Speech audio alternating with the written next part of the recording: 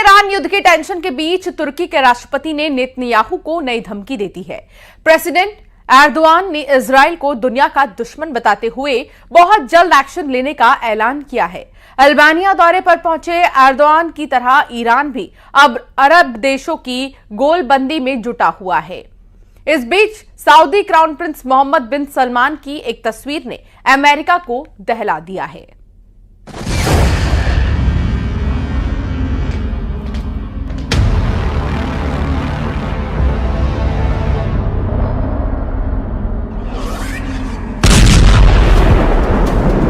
Lebanon की तरफ से हिजबुल्लाह द्वारा दागे गए मिसाइल और रॉकेट लगातार इजराइल को परेशान कर रहे हैं। कुछ ऐसे मिसाइल या रॉकेट होते हैं जिनको हम जाने देते हैं, उन पर अपने संसाधन को खर्च नहीं करते। कई सारी कब्रें यहाँ पर देखिए तबाह हो गई हैं।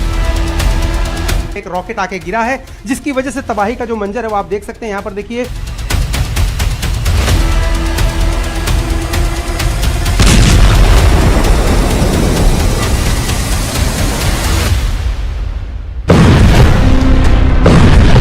जैसे बम के धमाकों के साथ बेरूत की तस्वीर बदल रही है, जैसे जैसे रॉकेट की बौछार से तेल अवीव की शक्ल बदल रही है, उतनी ही तेजी से खाड़ी में खेमे बदल रहे हैं। इजराइल के खिलाफ मोस्ट पावरफुल ग्रुप बन रहा है।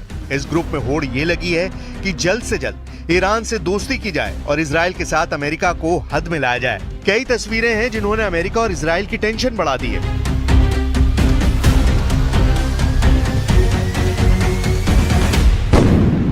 तस्वीर नंबर 1 देखिए, जहां तुर्की नेवी का शिप लेबनान में एंट्री कर रहा है।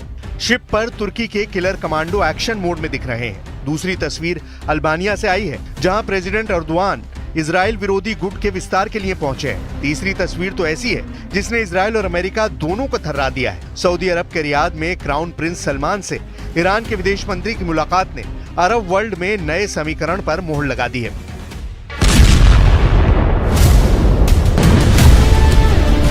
वॉर जोन में दिख रहे बारूदी तहलके से ज्यादा तपिश इन तस्वीरों में है। तेहरान में जल रहे इजराइल और अमेरिका के झंडे क्या कह रहे हैं? क्या ईरान ने सऊदी अरब को साथ लिया है? क्या खाड़ी के सभी पावरफुल नेशन पर खामेनेई की अपील असर कर गई है?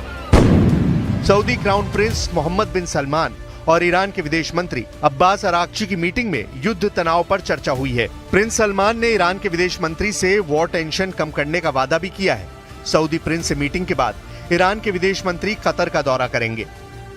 खाड़ी में अमेरिका के सबसे करीबी दो मुल्क सऊदी अरब और कतर को माना जाता है। अगर ये दोनों देश ईरान के खेमे में गए तो इजराइल का बचना मुश्किल होगा। वजह यह भी है कि तुर्की जैसा ताकतवर देश अरब वर्ल्ड में फूट डालकर खुद को खलीफा साबित करने में लगा है। İsrail mezalimi görüşmemizin öncelikli gündem maddeleri arasında yer aldı. Netanyahu hükümetinin bölgesel kapsamının ötesinde artık küresel düzeni tehdit eder hale gelen saldırganlıkları hakkındaki görüşlerimizi paylaştık. उधर डिप्लोमेसी फ्रंट पर इजराइल जैसे जैसे ट्रैप में फंसता दिख रहा है, उतना ही वॉर जोन में उसे झटके लग रहे हैं। इजराइल की धरती थर्रा रही है। इजराइल के आसमान में बारूद का बवंडर उठ रहा है। कभी रॉकेट अटैक तो कभी ड्रोन से मिसाइलें फट रही हैं। इजराइल के चप्पे चप्पे पर दुश्मनों के धमाके की छाप दिखाई देने लगी है। लेबनान से लगी इजराइल के सरहदी शहरों में अब किसी को सलामत होने की गारंटी नहीं है। मैं इस वक्त इजराइल लेबनान के बॉर्डर के बेहद करीब एक गांव में हूं, जहां 8 अक्टूबर को दोपहर 1 बजे एक साथ कई दर्जन रॉकेट से हिजबुल्लाह ने हमला किया था और उनके निशान आप अब भी गांव में जो घर है उनकी दीवारों पर देख सकते हैं। छोटे छोटे छेद यहां पर हुए हैं। हालांकि जो रॉकेट है वो गिरा था दूसरी बिल्डिंग पर। ये देखिए सामने की जो बिल्डिंग है उस पर रॉकेट गिरा था और उसकी वजह से दीवारें काली पड़ गई हैं। अगर हिजबुल्लाह के हमले में इजराइल को भारी नुकसान हुआ है। आईडीएफ के टॉप कमांडर को नईम कासिम के लड़ाकों ने ढेर कर दिया है। हिजबुल्लाह ने नेतन्याहू आर्मी के बड़े ऑफिसर को मारकर दहला दिया है। इजराइल फोर्सेस की एलन ब्रिगेड की 5030वीं बटालियन के सार्जेंट मेजर रोनी गनीजाते हिजबुल्लाह के हमले में मारे गए हैं। 36 साल के मेजर गनीजाते लेबनान में हिजबुल्लाह के खिलाफ जमीनी हमले में मारे गए हैं। ग्राउंड बैटल में अब तक हिजबुल्लाह ने इजराइल के 12 सोल्जर्स को ढेर किया है। अपने अफसर की मौत के बाद इजराइल ने हिजबुल्लाह के 2 कमांडर मार डाले हैं, जिसमें एक अहमद मुस्तगा अलहाज अली और दूसरा मोहम्मद अली हमदान बताया गया है। हिजबुल्लाह के दोनों top commander anti tank core के कमांडर थे। 2 टॉप कमांडरों की मौत का बदला लेने के लिए हिजबुल्लाह ने इजराइल के कब्रिस्तानों को भी बारूद से पाट दिया। यहाँ की धार्मिक मान्यता के मुताबिक उनको भी शांति नहीं है और आप यहाँ पर देखिए कि ये पूरा कब्रिस्तान टूटा फूटा है। यहाँ पर देखिए ये गवाही दे रही हैं तस्वीरें कि लोग जो हैं वो यहाँ पर अपने प्रियजनों को देखने आ रहे हैं। देखिए जिनको ये खबर पता लगी है कि कब्रिस्तान के ऊपर रॉकेट हमला हुआ है, वो लोग अपने प्रियजनों की देखिए यहाँ पर कब्रें देखने आ रहे हैं और लोग यहाँ पर लगातार जो अटैक हुआ है रॉकेट से उसको देखने आ रहे हैं। हिजबुल्लाह फाइटर इजराइल के किरियात शमोना से आगे बढ़कर अब बेत हिलेल और मयान बारूज तक मार कर रहे हैं। गैलीली में हिजबुल्लाह के रॉकेट के छर्रे से छलनी दीवारें हर जगह देखी जा सकती हैं। हिजबुल्लाह के हमलों में आई तेजी की वजह से रदवान फोर्स के नए कमांडर की तैनाती है। इजराइल मीडिया के मुताबिक रदवान फोर्स के पूर्व कमांडर हैतम अली तबातबाई को हिजबुल्लाह के मिलिट्री ऑपरेशन का चीफ बनाया गया है। हैतम अली के साथ मिलिट्री लीडरशिप में जिहाद काउंसिल के मेंबर मोहम्मद हैदर को भी सैन्य ऑपरेशन का जिम्मा सौंपा गया है। वहीं हाशिम सैफुद्दीन की मौत के बाद हिजबुल्लाह की पॉलिटिकल विंग का चीफ अब नईम कासिम को बनाया गया है।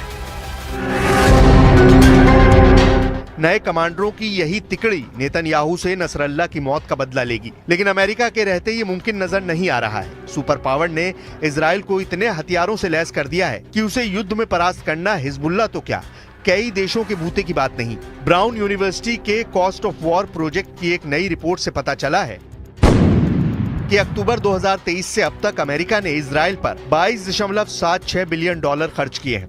अमेरिकी हथियारों की आपूर्ति में लगभग 57,000 तोपखाने के गोले, तोपों के लिए 36,000 राउंड गोला बारूद, 20,000 M4A1 राइफलें, 14,000 एंटी टैंक मिसाइलें और 8,700 MK82 500 पाउंड बम शामिल हैं।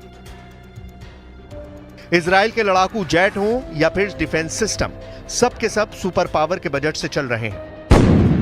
इजराइल के आयरन डोम और David Sling air defence system के लिए अमेरिका ने $4 billion, Iron Beam laser air defence system के लिए $1.2 बिलियन की मदद दी है। अमेरिका ने इजराइल को 14,100 MK84 unguided 2,000 bomb, 3,000 joint direct attack munition, dumb to smart bomb transformer kit, 3,000 Hellfire missile, 2,600 250 pound GBU-39 छोटे bomb, 1,800 M141 bunker buster bomb, 3,500 night vision device, 200 Switchblade drone, 100 से ज्यादा स्काइडियो x drone और 75 joint light tactical vehicle भी दिए हैं। Israel को emergency delivery के लिए $4.4 बिलियन का बजट अलग से रखा गया है।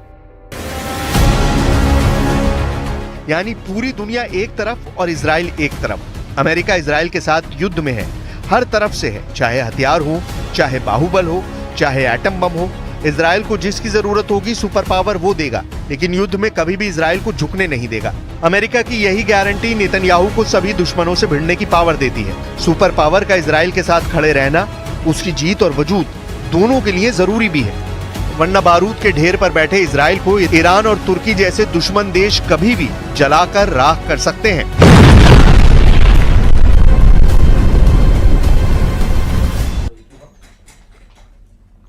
ईरान ने 1 अक्टूबर को इजराइल पर 200 मिसाइलों से हमले करके सभी को चौंका दिया था। तब से दुनिया भर के वॉर एक्सपर्ट्स ये देखने को बेचैन हैं कि इजराइल ईरान से बदला कैसे लेता है। अब लगभग 9 दिन बाद इजराइल ने ऐसा दावा किया है जो ईरान के ताबूत में आखिरी कील साबित हो सकती है। ईरान पर इजराइल बहुत बड़ा हमला करने जा रहा है और उसकी तैयारी पूरी हो चुकी है।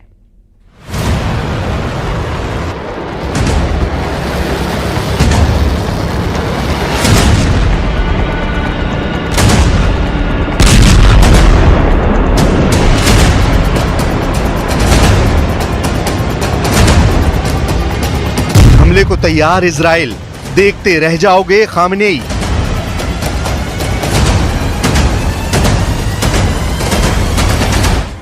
एक अक्टूबर 2024 को भले ही ईरान ने इजराइल पर 200 बैलिस्टिक मिसाइलें दागकर दुनिया को चौंका दिया हो, लेकिन अब ईरान के मिसाइल हमले के 9 दिन बाद खबर आ रही है कि इजराइल अब ईरान का हाल हिजबुल्लाह और हमास से भी बुरा करने जा रहा है। इजराइल में पिछले 9 दिनों से एक ऐसे हमले की खौफनाक और भयानक तैयारी चल रही है जिसके बारे में शायद ईरान को पक्के तौर पर पता नहीं है। इजराइल के प्रधानमंत्री नेतन्याहू ईरान पर हमला करने को लेकर अमेरिकी राष्ट्रपति बाइडेन से 50 मिनट तक बातचीत कर चुके हैं। इधर इजराइल के रक्षा मंत्री योव गैलेंट ने ईरान पर हमले का ऐसा इशारा किया है जिसने पूरे मिडिल ईस्ट में हड़कंप मचा कर रख दिया है। दावा किया जा रहा है कि इजराइल के इस हमले की भनक मिलने के बाद से ईरान के सुप्रीम लीडर अली खामनेई की रातों की नींद उड़ गई है। जरा देखिए इजराइल के रक्षा मंत्री योव गैलेंट ने क्या कहा है।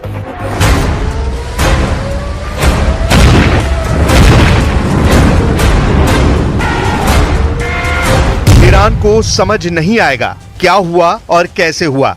योव गैलेंट ने कहा कि ईरान पर इजराइल का हमला घातक और सटीक होगा और इस हमले की ईरान को भनक तक नहीं होगी। ईरान को समझ नहीं आएगा कि क्या हुआ और कैसे हुआ।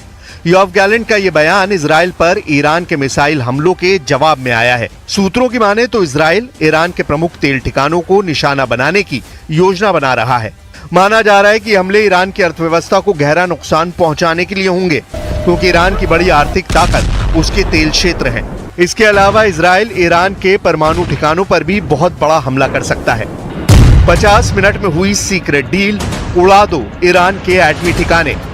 लगभग 100 घंटे से दुनिया भर की मीडिया में ये दावे किए जा रहे हैं कि ईरान ने जमीन के नीचे एक बहुत बड़ा परमाणु परीक्षण किया है। दावा किया जा रहा है कि इजराइल ने पिछले 120 घंटे में ईरान में आए भूकंप और परमाणु बम का परीक्षण के दावों का सीक्रेट पता कर लिया है। इसीलिए बाइडेन और नेतन्याहू ने 50 मिनट तक फोन पर बातचीत के दौरान लगभग फाइनल कर दिया है कि अब ईरान को 200 मिसाइल हमलों का जवाब जबरदस्त तरीके से दिया जाएगा।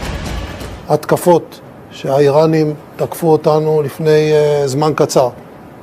ההתקפות האלה היו אגרסיביות, אבל ההתקפות האלה נכשלו כי הן לא היו התקפות מדויקות. חיל האוויר לא נפגע, כל המסלולים פועלים. भले ये कयास लगाए जा रहे थे कि अमेरिका इजराइल पर दबाव बना चुका है कि वो ईरान के परमाणु ठिकानों को तबाह नहीं करेगा, लेकिन जब से अमेरिका को खुफिया जानकारी मिली है कि ईरान ने भूकंप की आड़ में एटमी परीक्षण ही किया है, तब से अमेरिका अब इजराइल को उसके एटमी ठिकानों पर हमला करने की हरी झंडी दे चुका है। ऐसा सूत्रों के जरिए दावे किए जा रहे हैं। अब ये भी जान लीजिए कि ईरान ने 5 अक्टूबर को क्या किया था।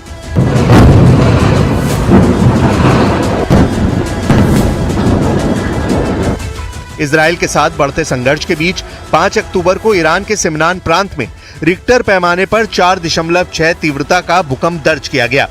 भूकंप का केंद्र कथित तौर पर सतह से लगभग 10 किलोमीटर नीचे और एक ईरानी न्यूक्लियर एनर्जी प्लांट के करीब था। ईरान के सिमनान प्रांत के कावीर रेगिस्तान में ईरान ने परमाणु परीक्षण किया है, ऐसे अब दावे किए जा रहे हैं।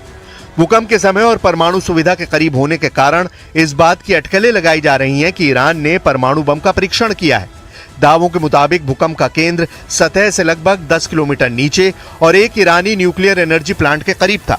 भूकंप के दौरान जिस तरह की लहरें जमीन में उठती हैं, ये लहरें वैसी नहीं थी। ये लहरें वैसी थी जैसी न्यूक्लियर विस्फोट के बाद जमीन पर चलती हैं। इसीलिए दुनिया भर के रक्षा एक्सपर्ट्स और वैज्ञानिक ये दावा कर रहे हैं कि ईरान ने परमाणु परीक्षण किया है।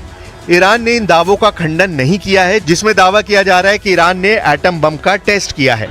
यूनिट 9900 का वॉर प्लान, ईरान पर अदृश्य हमला।